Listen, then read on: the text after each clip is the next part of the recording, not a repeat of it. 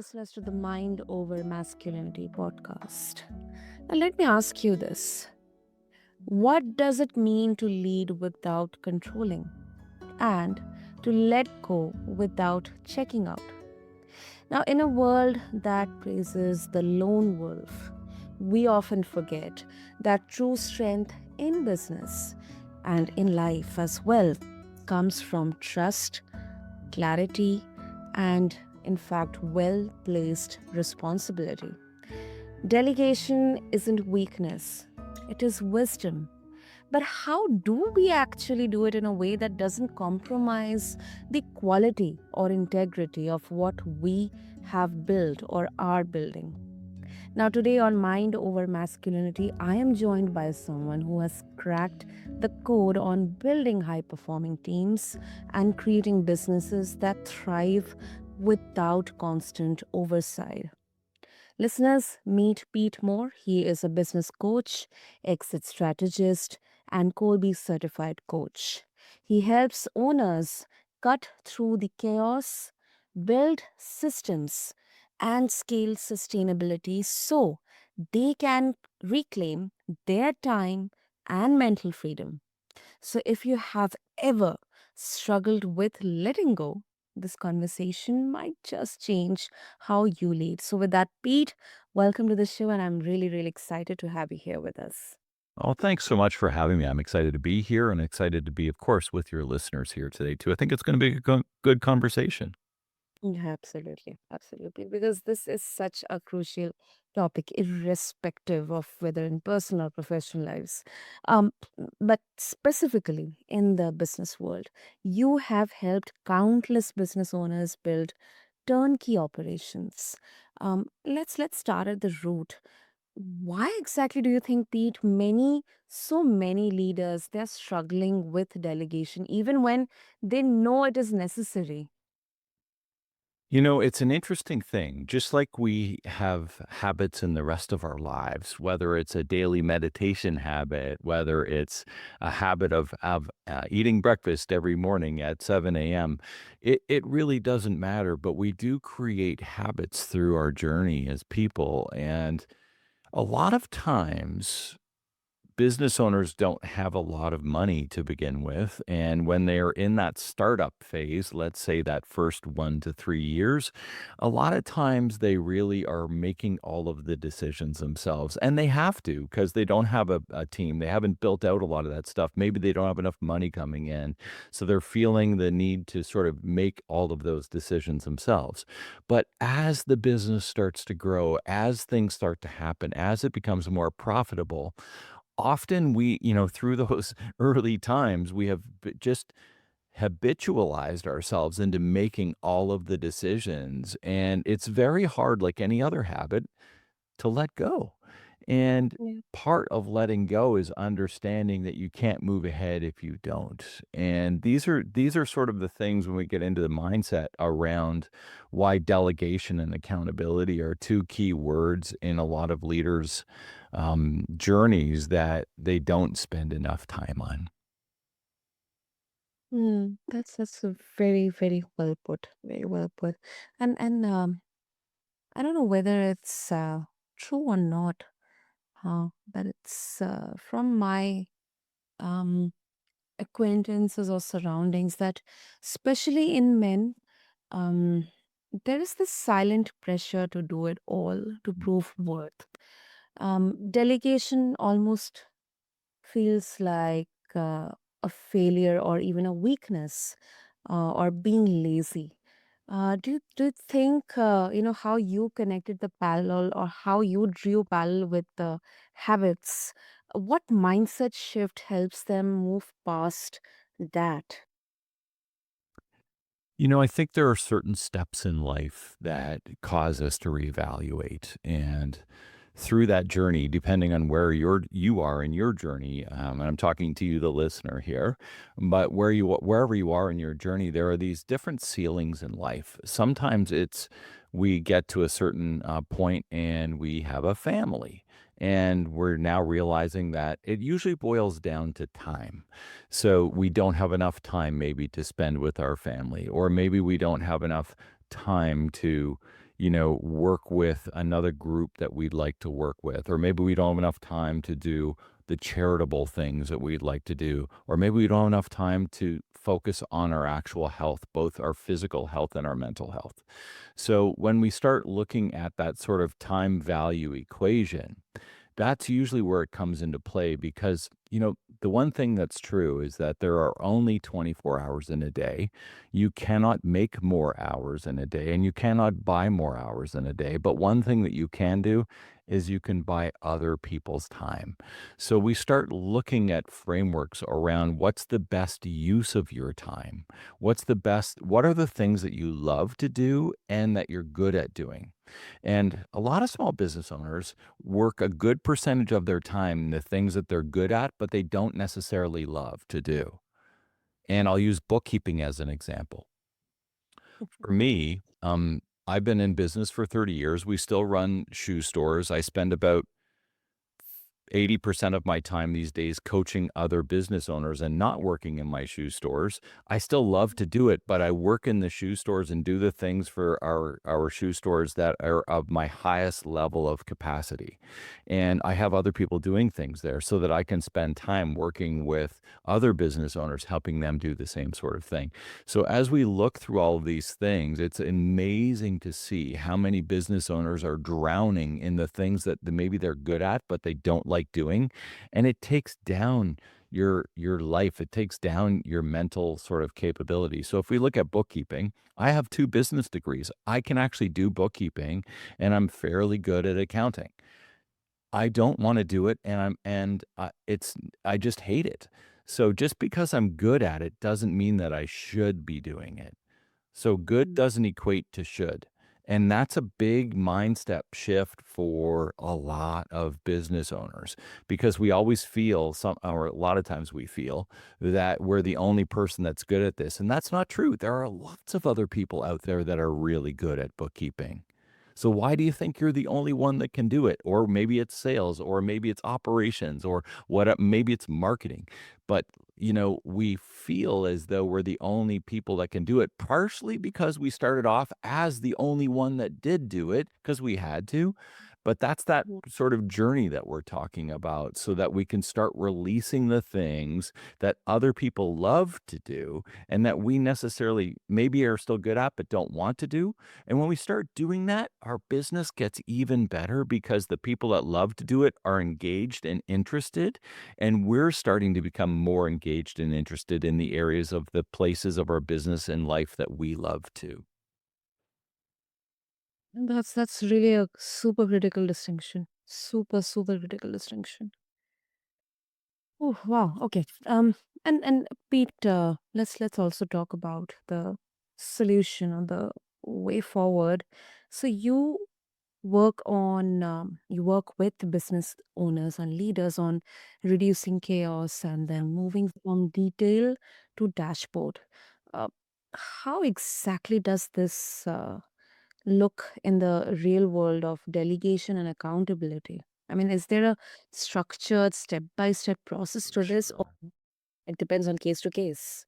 It does depend on case to case, but I use what I call the Business Alignment Scorecard. And it's something that I came up with a few years ago, and it's got sort of two different areas. The one area is called the Business Leadership Trio. And so when we look at the business owner themselves, usually business owners got into business and they're really good at whatever they are. If they run an auto body shop, they just love doing auto body work, but they might not be good in some of these other areas. And these are the three things that most business owners lack mastery in. And they may be good at some of them, but they need to be masters in order to grow their business. And these three things are communication, structure, and accountability. And from that perspective, I'm talking communication both internally to your team and to your suppliers and externally to your customers, right? Mm. Structure is sort of the alignment of your business. Do you have a proper accountability chart? Are people, is their process in place and all these different things? And accountability, here's another thing. A lot of business owners are happy giving titles to their team, but they don't actually transfer the accountability. They don't transfer the ownership. They'll give somebody a title, but still want to be involved in all the decisions. That's not true accountability. That's just giving somebody a title. So that's sort of the leadership side of things. And then operationally, how we inject the framework is it's called the 6 Ps. And the 6 Ps are this: understand your promise. And the promise is what you're promising to all of your clients. It's how you take them from their pain to a better life. And if you're a restaurant, you're thinking about how, they're coming in because they're hungry and they want to really enjoy their food. Well, going through that process and how you uniquely do that so that at the end of the meal, they basically say, "This is the best meal I've ever had. I'm going to come back." If you're a retail store like us with shoes, our promise is to help our clients look great and feel fantastic. So when they come in, we work with them, understand their problems, what are the pains they're going through, what do they want to use their footwear for. We get them in front of the mirror so that when we think about the words look great and feel fantastic, it's we'll ask them, "So, how do they look?" And they'll say, "Oh, these look fantastic." When they look in the mirror, they go, "Ooh, I look pretty good." And then we'll ask them, "How do they feel?" And they go, "Ah, those feel fantastic." And that's when we know we've got the promise right. And it's because we've aligned, here are the other P's, because it all starts with the bedrock of the promise, whatever your business is. You have to align your products, your process, your people, and your promotion to it so that you can have the right amount of profit. When we have the right amount of profit, we get back to where we started the conversation, which is we can actually buy other people's time in order to help them deliver the promise to our customers, not just us as the leaders. Hmm. And that definitely lends that much needed clarity, as well as it kind of bridges this gap between clarity and control. I mean, there is definitely a blend in this, so that's I quite love interesting. that. The blend between clarity and control. Well, that's part of the communication structure and accountability because everybody on your team needs to know with clarity what's expected of them. That's the process, right? And aligning the right people, right? So that we have the right culture in the business. And, all of it comes down to clarity of communication, proper structure so that everybody knows what they need to do and what they're accountable for. Because here's an interesting thing: most people that work with you, almost all people that work with you, if you have the right culture, they actually want to make the decisions for and with you. They don't want to be told every time that they have to do something, that they have to come to you for approval and all that. They actually want to make the decisions. It's usually the business owners that don't let them. Hmm. Oh, interesting. And Pete, I was just going through when I was going through your intro, something which kind of sparked my interest is the Colby system. The Colby system, which you use to align teams based on natural strengths. Mm. I do get a hint of it, and I love this approach. How does understanding someone's innate style, because this definitely needs a lot of observation, interaction. You first have to at least interact with your team members. You have to know them, you have to observe them. How does this help create accountability without constant check-ins or hand holding or micromanagement? Yeah. Well, Colby's one of the tools that we use in the people portion of the framework, and because we want to have the best people working with us. And Mm. listeners out there, if anybody has taken an MBTI or an Enneagram or the DISC, or there's so many different assessments out there, colors. A lot of those have to do with your preferences. And you can't use preferences in the hiring process because it's basically illegal in most places in the world now to use preferences to work through that. So what we do with Colby's been around for 50 years now, and Colby has nothing to do with your preferences. It's got to do with how you make decisions and how you act. And so it's revolving around these 4 nodes. One of them is how you deal with facts and uncertainty.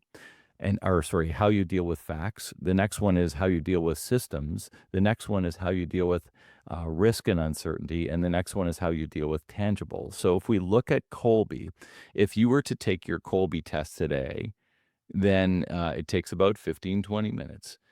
You know, if you think of the first part, which is how you deal with information, some people love to have just the bullet notes. They want just the executive summary, 1, 2, 3 notes on a great big topic. Other people like a little bit of information. They would read a paragraph or two. And then other people want the detail. They want the whole great big book because until they have that, they don't feel comfortable making a decision. Whereas other people only need a couple bullet points to make a decision. So that's an interesting framework. The next one is how you deal with systems. Some people love their checklists and they can't get through anything unless they have a checklist, whereas other people are just good on the fly and they'll do whatever it takes and they just work it out. And then the next one's how we deal with risk and uncertainty. Some people really love to just keep everything the same. Like, why do we need to change? This works. Other people are change agents and they're always looking for change. They're always looking for the newest and the best, and they don't really care about what's worked in the past. They're always looking ahead to the future. And then the last one is some people like to envision. It's called the implementer. So some people like to envision things and other people love to build them. And so once we start to overlay these continuums upon each person in the team, we really start to understand where there's procrastination in decision making on the team. We understand where systems are being let down on the team. We understand why some teams are more risk averse versus other teams that are more risk tolerant. We understand why some people love to, imagine things while other people's like to build them. So it's really interesting. It first starts with understanding yourself, and then we start to overlay it onto the teams. And that's where it gets super powerful as we start to dig in to have the best decisions happening in every organization at every given time by amalgamating all of these different strengths. Because what your strengths are aren't necessarily what somebody else's strengths are, but put them together, it's even more powerful. Yeah, yeah. That definitely sounds like a huge game changer. Um, and do you have any quick, although we have do a short period of time left, but if you can share a quick example uh, or a success story, when misalignment in team roles created friction or burnout, and then how a Colby-based assignment or realignment it turned that around. Sure. I mean, I can use it right in my own business. We've been using Colby now for probably over 10 years. And until we had that as part of our journey, because we use Colby as part of our hiring process.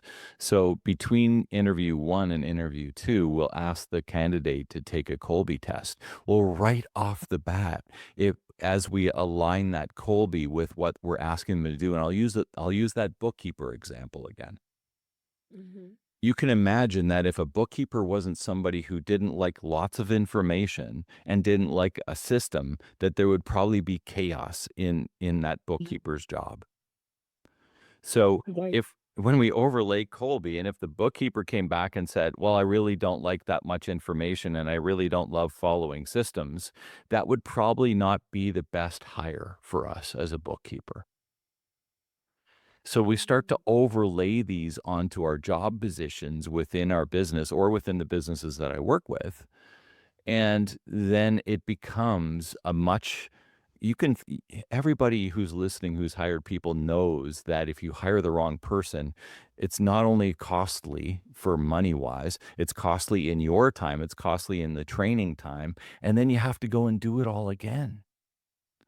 So part of this whole facility is to get the right people in the right seat on your organizational chart at the Mhm. beginning. And is it perfect? No, it's never perfect. But even if we can take down that failure ratio by 20 or 30%, that's a huge win and savings for the business, the organization, for continuity, for the culture of the business, for so many different things that it's hard to frame it up and saying that it's not worth doing. It's absolutely worth doing every single time. So, we want to have tools and assessments and different things like the business alignment scorecard that I said talked to you about, communication, Mm. structure, accountability, promise, product, process, people, promotion, and profit. That's a framework. Well, Colby's a framework that you can put into that people portion, because a lot of business owners get up and they start their business, and they're doing what they do, and they've done it all out of their head. But you can only make so many decisions in a day. So you need to start putting stuff in processes and frameworks that's going to make your life easier, and so that you can align and assign accountability to other people. Because if all you do is say, hey, can you look after the hiring now? And there's no process behind that, and there's no system behind that, then you're asking them, or basically you're letting them fail, because they can't get into your head. Yeah, that's true. It's like completely throwing them into the dark. And It's terrible, but so many business owners do it because uh, they don't know a better way. And because they said, "Well, I did it myself, they should be able to too." But, exactly, I was just about to say that. you know, but it's not true. There's a reason why you're the business owner and they aren't. And there's a reason why, there's different sort of personality types and different sort of things that some people don't want. They want to follow systems, getting back to Colby. If they feel Yeah. uncomfortable about, if they're a person that loves their checklist, but there's no checklist to follow, they're going to feel very uncomfortable about that. If they're somebody that loves their detailed information and you've given them nothing other than bullet points, they're going to be very uncomfortable about that. And you're going to be saying, well, I gave you the bullet points because that's how I would do it. But they're saying, but that's not how I do it. So now we need to come to this agreement of, if we're transferring accountability to somebody else, we need to transfer it in a way that makes sense to them, not to us. Mm, wonderful, wonderful. That was really, really, and of course, great and very, very simple, obvious example, and then some pretty interesting, um, much ignored but really, really critical insights. So, Peter, if our listeners they would like to connect with you and explore more about your resources, your services, and the work that you're doing, what would be the best way? The best way is just go to my website, and it's Pete-Mohr, and the last name is Mohr. So Pete-Mohr.com. Wonderful. I'll make sure to add it in the show notes for all of our listeners. And Pete, thank you so, so much for bringing such grounded clarity to a topic that so many leaders quietly, unfortunately, quietly wrestle with. Thank you. My pleasure. Make it a great day. So, listeners, here's what I'm taking away from this conversation. Delegation isn't just about simply handing things off, it is about building trust with intention, designing systems that empower others, and recognizing that freedom isn't the absence of responsibility, it is the result of alignment. So, if you're listening right now and you are stuck in the overwhelm, maybe it's not about doing more, it is trusting more. So I would encourage all of you to connect with Pete. Just refer to the show notes along with this episode. And until then, this is your host, Sana, and this has been Mind Over Masculinity. Thank you.